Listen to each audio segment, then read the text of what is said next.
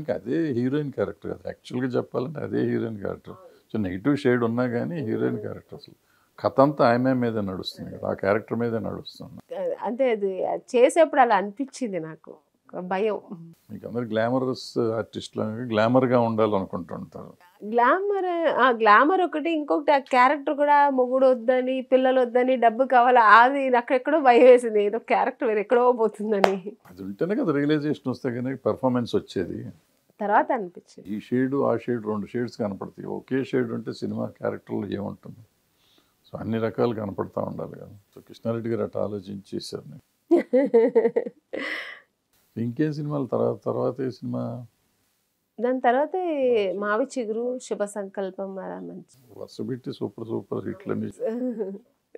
అంత సూపర్గా ఉన్నప్పుడు గబుక్కుని సినిమాలు ఆగిపోవటం కష్టం వల్ల నీకు? అదే సార్, అదేదో అంటారా ఫేట్, ఎందుకు నాకు అనిపించింది. తర్వాత అయితే వెళ్ళిపోయిన తర్వాత చాలా బాధపడ్డాను, అనవసరంగా వచ్చేసి. ఎందుకంటే అలా ఎప్పుడు ఫ్లైట్లో అలా తిరగడం, షూటింగ్స్, ఎప్పుడు బిజీగా ఉండి ఒక్కసారి ఇంట్లో ఉండేప్పటికీ ఏదో ఒక చిలకని తీసుకొచ్చి పంజరంలో పెట్టినట్టు అయిపోయింది నాకు. నిజంగా అలా చాలా ఫీల్ అయ్యి ఒకసారి మన సౌందర్య గారు వాళ్ళ అమ్మగారు ఫోన్ చేస్తే కూడా చెప్పాను, ఇలా చాలా బోర్ కొడుతుంది ఆంటీ అంటే. ఎలా ఉన్నావమ్మా, ఇంత బిజీగా ఉండి ఇంట్లో ఎలా కూర్చున్నారు, ఏమో నాకు తెలీదు అని అన్నాను.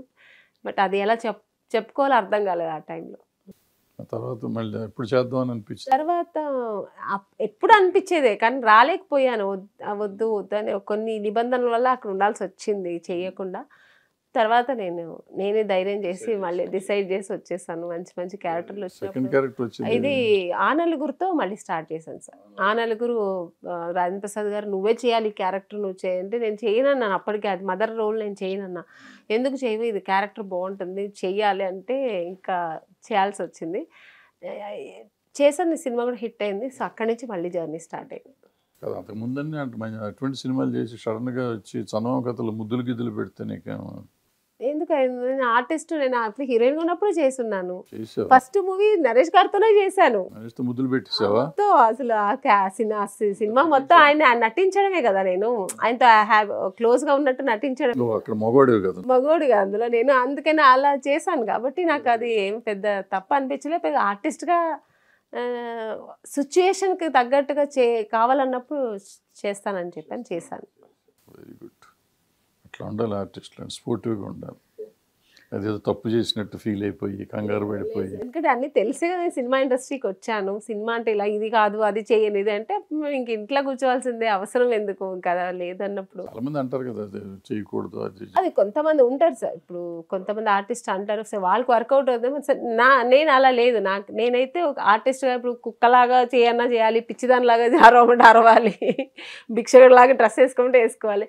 సో ఆర్టిస్ట్ అంతే. ఇంకా మొన్నప్పుడు ఒక సినిమా చూసాను, ఒక వెబ్ సిరీస్ చూసాను. సుహాసిని గారు ఎంత డీగ్లామర్ క్యారెక్టర్ వేస్తే ఇంతవరకు శారీ కట్టుకొని పిచ్చిగా వేసుకో. సో ఆర్టిస్ట్ ఆవిడ. సో అలాగే నేను కూడా అలా ఫీల్ అవుతాను తప్ప. అలాగే నేను జయసుధ గారు చాలా సినిమాలు చూసాను. ఆవిడ ఎంత న్యాచురల్గా గ్లామర్ క్యారెక్టర్ల కంటే ఎక్కువ ఇలాంటి క్యారెక్టర్లు చాలా చేసి ఉంటారు. సహజ నటి ఆవిడ ఊరికే చెప్పలే. సో అవన్నీ నేను ఫాలో అవుతుంటాను. ఇప్పుడు నువ్వు ఆ టైంలో చేసావు, మా జనరేషన్తో చేసావు, ఇప్పుడు కొత్త జనరేషన్తో చేస్తున్నాను సెకండ్ ఇన్నింగ్స్ వచ్చినాక. అప్పటికి ఇప్పటికి అసలు ముందు నీ వరకు చేంజ్ ఏంటి, తర్వాత ఈ టెక్నికల్గా ఎట్లా చేంజ్ ఉంది? టెక్నికల్గా చాలా చేంజ్ అయింది. అప్పుడు మనకు సినిమా రీల్స్ అనేవాళ్ళు ఒక సెకండ్ టేక్ తీసుకున్నప్పటికి భయం వేసేది. అక్కడ ప్రొడ్యూసర్ కూర్చునేవారు, డైరెక్టర్ ఏమ్మా సెకండ్ టేక్ రీల్ ఖాళీ అవుతుంది అన్నట్టు భయపెట్టేవారు. అంతే. మనం కూడా ఆర్టిస్టులు అంతా సిన్సియర్గా ఉన్నాము, ఇంకో టేక్ తీసుకోకూడదని ముందే ప్రిపేర్ అయ్యేవాళ్ళం. ఒక కేర్లెస్ ఉండేది కాదు. అందరూ ఏ ఆర్టిస్ట్ అయినా సరే, చిన్న ఆర్టిస్ట్ అయినా పెద్ద ఆర్టిస్ట్ అయినా సిన్సియర్గా ఒక పెద్ద డైలాగ్ అంటే ముందే ఒక 10 సార్లు రిహర్సల్ చేసుకొని మానిటర్ చేసుకొని ఎంత వీలైతే అంత టేకులు తగ్గించి ఒకే టేక్లో చేయాలని అంత సిన్సియరిటీ, సో ఇన్వాల్వ్మెంట్ ఎక్కువ ఉండేది. ఇప్పుడు ఏంటంటే డిజిటల్ వచ్చిన తర్వాత దాన్ని ఇంకా ఎన్ని టేకులు తీసుకుని వాళ్ళే అడుగుతారు, పర్లేదు ఇంకో 1 more టేక్ చేసుకో, ఇది బాగాలేదు ఇంకో అని ఈజీగా అడుగుతారు. సో ఆర్టిస్టులకి ఏమైంది, ఆ భయం పోయింది. పర్లేదు. ఇంకొకటి మానిటర్ అని వచ్చింది, వెళ్ళడం ఆ మానిటర్ దగ్గర చూడడం. మేము ఉన్నప్పుడు ఆ మానిటర్ లేదు. అది స్క్రీన్లో పోయి చూస్తేనే మేము ఏం చేసామని తెలుస్తుంది. అంటే మాకు ఒక కాన్ఫిడెన్స్, బాగా చేసామని ఒక మైండ్ సెట్తో డైరెక్టర్ కానీ మేము కానీ అనుకొని బాగా వచ్చి ఉండాలి అనే అంత మైండ్ సెట్తో చేసేవాళ్ళు. ఇప్పుడు ఏంటంటే మానిటర్లు చూసి ఇది బాగాలేదు ఇంకో 1 more అంటున్నారు. అంటే మనకే తెలియట్లేదు బాగా చేసామని. సో ఎక్కడ ఎవరికి కాన్ఫిడెంట్ లేకుండా చేస్తున్నారు ఇప్పుడున్న, నేను తప్పనట్లే. సో టెక్నికల్గా అలా అయిపోయారు అందరూ, అలా దానికి అలవాటు పడిపోయారు. ఇప్పుడు డైరెక్టర్లు మా జనరేషన్కి ఇప్పుడు జనరేషన్కి తేడా ఏంటి? అది చెప్పాను కదా సార్, ఇప్పుడు మా డైరెక్టర్స్ అంతా ఆర్టిస్ట్ అక్కడే ఫ్రేమ్ చూసుకునేవాళ్ళు, ఆ కెమెరాలోనే చూసుకునేవాళ్ళు. చేస్తున్నప్పుడే ఇది ఇట్లా ఉంటుంది, ఈ యాంగిల్ ఇలా ఉంటారు, ఇలా చేస్తారని మీకు తెలిసేది కదా. ఇప్పట్లో మానిటర్లో కూర్చుంటున్నారు డైరెక్టర్, చూసుకుంటే కానీ వాళ్ళకి తెలియట్లేదు.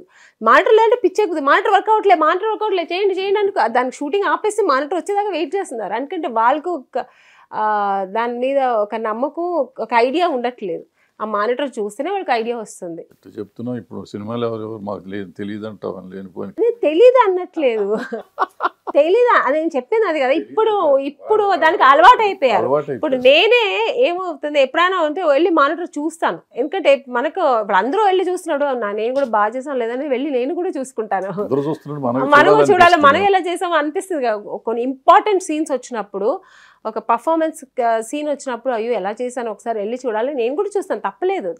అంటే అలవాటు అయిపోయాం, అలాగా దానికి అలవాటు అయిపోయాం. ఇప్పుడు వాళ్ళు అప్పట్లో ఉండుంటే వాళ్ళు కూడా అలాగే ఉండేవారేమో. ఇప్పుడు మనం అలా అయిపోయాం, మనం దానికి అలవాటు అయిపోయాం. ట్రెండ్ మారింది, మనము మారాము. అప్పుడు నాకు గుర్తు, మన పచ్చని సంవత్సరంలో ఒక సీన్ ఏదో వస్తే ఆ గుడిసెలో సీన్ ఉంటుంది, ఇల్లు అవును, సింగిల్ టేక్లో చేసి గ్లిజరిన్ లేకుండా ఇచ్చేసి కళ్ళెమ్మటి నీళ్ళు వచ్చేసినాయి. వస్తే కూడా నేను ఇంకో టేక్ అడిగా, అప్పటికి ఇంకోటి చేయాలా సార్ అని మళ్ళీ చేసావు, ప్రమాణంగా చేసావు అనుకో.